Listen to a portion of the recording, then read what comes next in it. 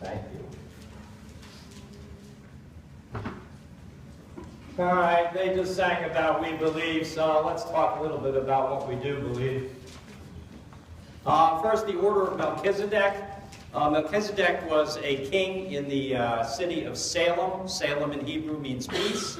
And Melchizedek was known as the king of peace because, in fact, that is what he did. He was a mediator between Abraham and the other kings of different towns and cities when Abraham and his family moved into Canaan. And so Melchizedek is remembered throughout the Bible as the king of peace of Salem, the town of Salem. And so when you think about a priest and priestliness, that means in the Lutheran Church you think about yourself. Priesthood of all believers, right? That would be you. You think about yourself as a member of the order of Melchizedek at the times and the occasions when you were called upon to maintain, keep, or initiate peace. And the shape of that peace and the occasion of the need for that peace is going to vary according to where you live your life and how you live it and where you are at any given moment.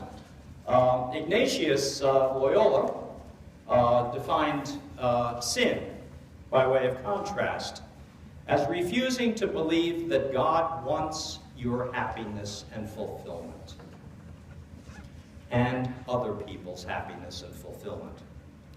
And so, as a member of the priesthood, you are one who is to bring peace by means of happiness and fulfillment into the lives of other people.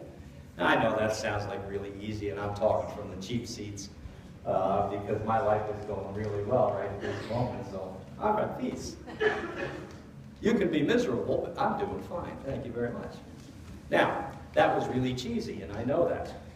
And that's the sinful nature that comes out in all of us.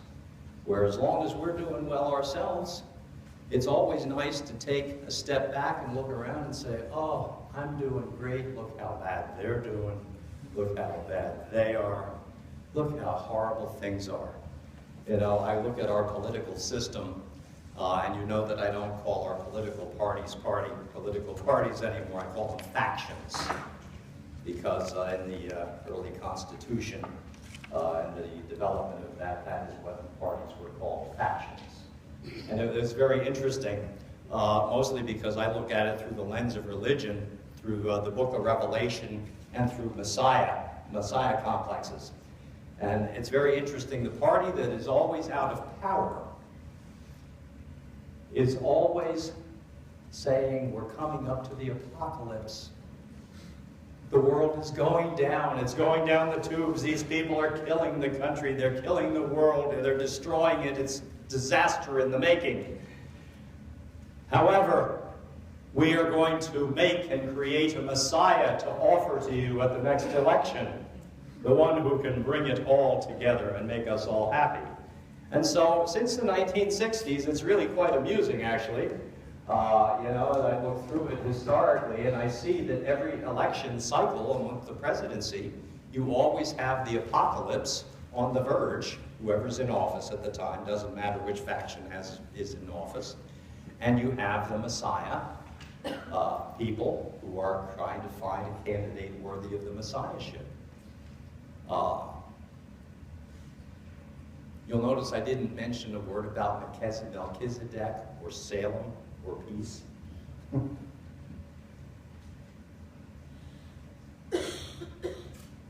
But that's our calling. That is our calling. Where there is non-peace, our calling is to be good priests of Melchizedek. To bring, make, shape, however we can, peacefulness in people's lives. Now, you're going to know peace is occurring because, question. Did anybody ever ask Jesus or observe to Jesus in his life, look what you missed. Look what you're missing. You know, I was looking through the New Testament, obviously, to see if anybody had ever said that to him, and nobody ever did. Look at what you're missing, Jesus.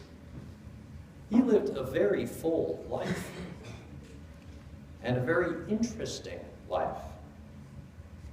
And by most accounts, it looks to me a happy life because he had meaning and purpose and value with his life, right? And he didn't fuss about money. He didn't fuss about power. He didn't fuss about winning people over to like him. He didn't worry about a job. None of those became idols to him, in other words, like they are idols to us today. And the way you're going to know that you're an idol, you have an idol in your life, is by your levels of anxiety, obsessiveness, anger, hostility, envy, resentment. That's how you're going to know that you've replaced faith in God, the one who loves you dearly, with some other god of your own creating. And that's why so much of our culture is so nervous and jerky.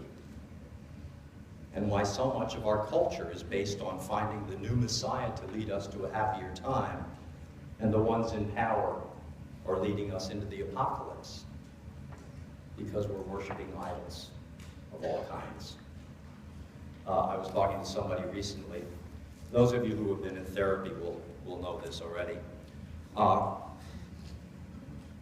there's a lot of people who go have therapists and counselors. Nothing new or unusual with any of that.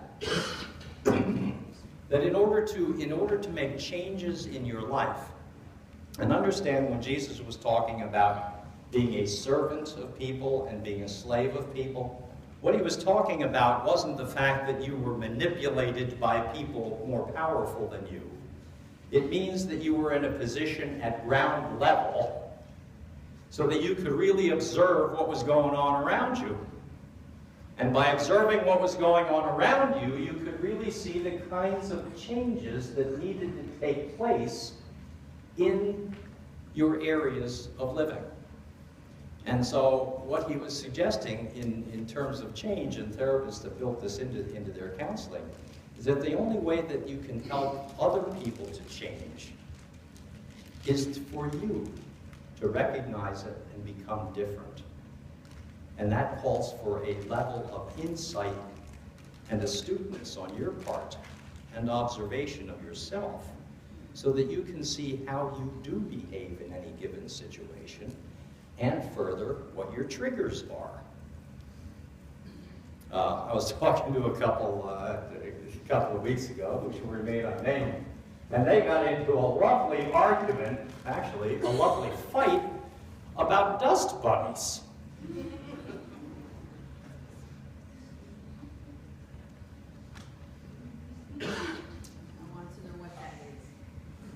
A dust bunny is you look under your sofa or your chair, and underneath there is a collection of stuff.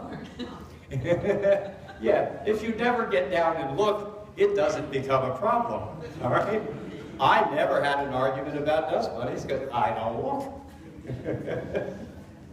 But yeah, and it was very interesting that was one of his triggers.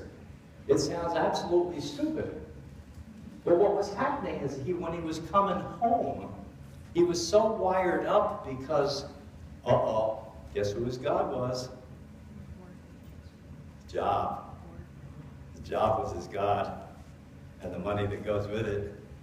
And so he worshipped it like an idol and put all of his energies into it and wasn't rewarded the way he needed to be and should have been. So he came home, walked in the door, and a miserable human being to be around. And he would find and pick. And dust bunnies just happen to be one of the things to pick at. So what happens, of course, the rest of his family starts doing the same thing, right? You want to defend yourself. You know, your psyche is being attacked. And you need to defend yourself. And so it's bam, bam, bam. If not every night, lots of nights. So as we were talking, he said, you know, I need to be different. I need to do things different. I'm turning ugly. They said, yeah, you really are. So why don't you start changing yourself? Well, okay, simple. First of all, you evaluate and look at yourself, realizing that what your calling as a Christian is, in his case, and yours and mine, is to be a slave and a servant in relation to salvation. You are a bearer of salvation, of good news. Now, salve, you know salve, right? All of you have aches and pains. If you have an ache in your elbow or shoulder, what do? Sometimes you put some hot salve on there, loosen it up, you can move, you can open your arms. Salve, salvation. Ah, yes. Okay, it means the ability to open your arms. In Bible language and understanding, it's the way to embrace the world and to broaden your life. And to broaden your life means to say no to the idol that you're presently worshiping so that you can broaden your life. And guess who you're going to run into? Jesus. And you're going to run into him the way Jesus talked that we were going to run into him. What did he say? In the lesson today, he talked about being a slave and a servant. Whoever wishes to become great, to become a great person, must be your servant, to be others' servant. And that means opening your arms and embracing the world, because the servantness that you bring with you day by day is Melchizedek of Salem, the person of peace and well-being. And that's the gift that you carry with you all the time. And in order to do that, that calls for, in Ignatius' understanding, called for 3 or 4 things, which he just gleaned out of the Bible and Jesus' understanding of it. First thing to do is to examine your heart. Where's your heart? In any given circumstance. Do you wish the person well? Or do you wish the person ill? And sometimes when you examine yourself, you find out you're a real stinker. And sometimes you really do wish the other person ill. Oh, not to the point of dying, but just painful, just something a little bad. Yeah, just a little bad. And then he said after that, then you examine your brain, your thinking process, what you're taking in, how you're thinking about it. And then you match up your heart decision with your head decision. And if they arrive at the same conclusion, you have then received consolation from God. Now, for Ignatius and in the Bible, consolation is not a sad thing for a sad event, like you're being consoled. It means, aha! I've got an answer. I have a path. I got a way. And off we go along the way. And he said that if you don't match up your heart and your head in terms of your decision as a person of peace and peacemaking and peacekeeping and salvation embracing, you are then in desolation, which means you're screwed up. And you need to go back and start over again. And he said that when the two match up, then you're ready to act. And that's not a bad way. It really is very useful and very helpful. It's pretty much how Jesus was talking about you and I.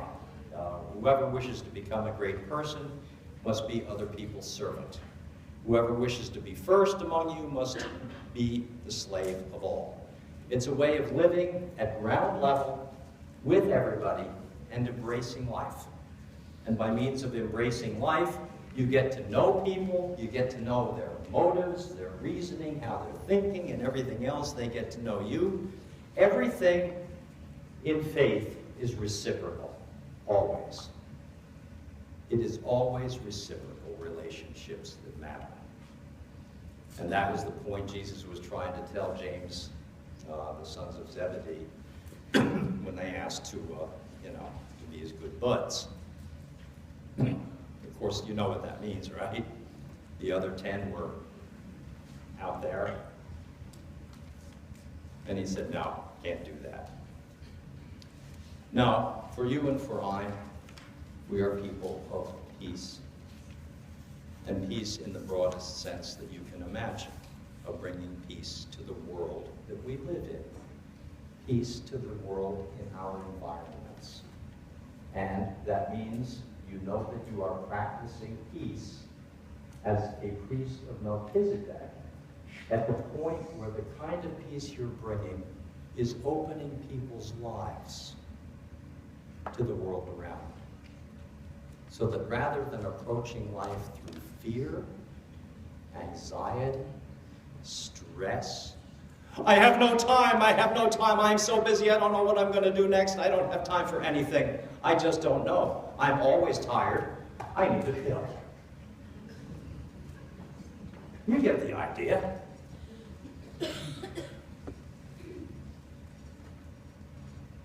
What that means is that your life is closing in on you, and it's becoming your prison,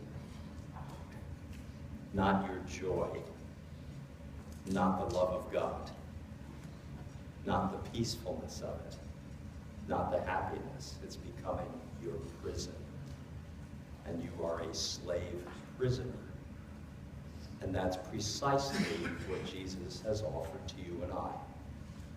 The breaking of the chains of the slavery to ourselves and our own sin and our own way of looking at life.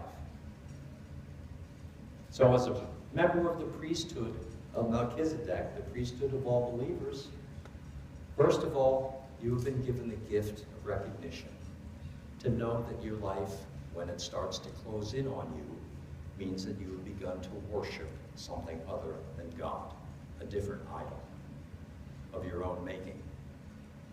And by means of that, you can then use St. Ignatius's good advice of examining your own heart and your own head and your own conscience and your own brain, so that you can begin to take steps to walk in another way, so that your life, and you'll know it's a good path of salvation when your life begins to open up and not close down.